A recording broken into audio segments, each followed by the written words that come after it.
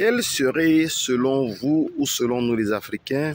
la meilleure solution pour non seulement promouvoir un accès Internet généralisé dans toutes les collectivités, dans tous les quartiers, et bien plus encore, réduire les coûts de connexion Internet dans nos villages, dans nos campus, dans nos quartiers et dans nos blocs en Afrique. Bonjour, mon nom est Jocelyn Maglarioumbi, tout petit ingénieur de télécommunications. Dans cette vidéo, je voudrais qu'on puisse réfléchir ensemble sur des solutions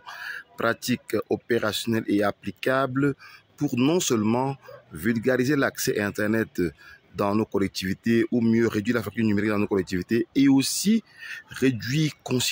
considérablement les coûts de connexion parce que, reconnaissons-le, l'Internet coûte encore excessivement cher en Afrique et c'est ahurissant de savoir et de comprendre que les Africains payent Internet plus cher que les Européens et que les Américains de tous bords ainsi que les Asiatiques. Alors voilà la thématique, voilà le débat que nous allons, la problématique à laquelle nous allons essayer d'apporter une solution dans le cadre des programmes Cybervillage. Alors comment comprendre qu'Internet soit plus cher en Afrique qu'en Europe, en Asie et partout dans le monde? C'est assez paradoxal que nous n'ayons pas des moyens financiers et que nous parvenons à payer Internet plus cher. Alors, quelle serait la solution pour résoudre le problème de la fracture numérique en Afrique? Avec la petite expérience que nous avons à partir du cyber village hotspot, ce que nous avons fait à Banjul, à Douala, à Bafoussam et bientôt à Ebolova, on se rend bien à l'évidence que quand on mutualise les accès Internet, ça fait qu'on peut utiliser un accès au backbone Internet à plusieurs. Donc, on conçoit un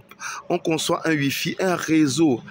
privé de distribution de l'Internet à partir du backbone national ou bien du backbone connecté sur l'opérateur historique des télécommunications. C'est une solution qui permet de mutualiser l'accès Internet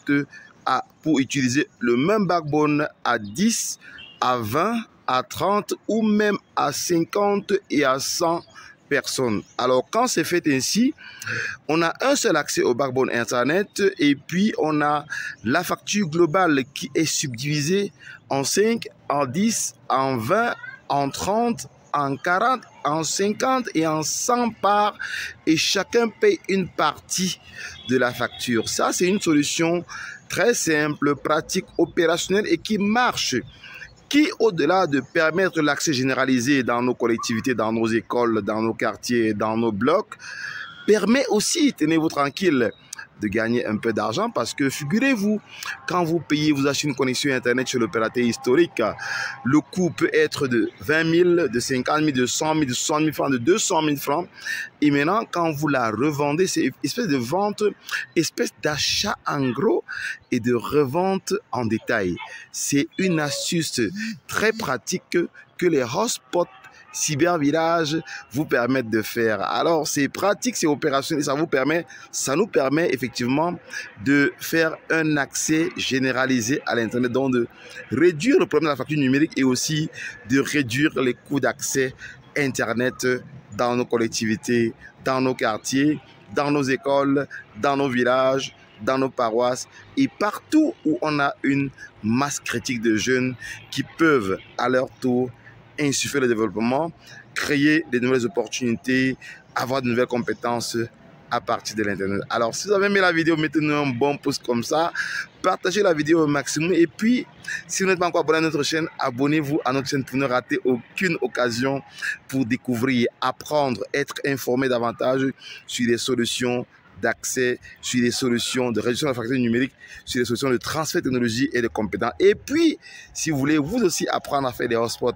cybervillage, des hotspots communautaires, cliquez sur le lien en bas de cette vidéo pour être informé sur nos prochains bootcamps parce que c'est dans les cybervillages bootcamps qu'on reçoit le transfert de technologie et de compétences pour installer, configurer, paramétrer les routeurs indoor et outdoor, paramétrer les portails captifs, étendre les réseaux Wi-Fi sur plus de 2 km. Quant à moi, je vous dis ciao, à très bientôt dans la prochaine vidéo. Bye bye.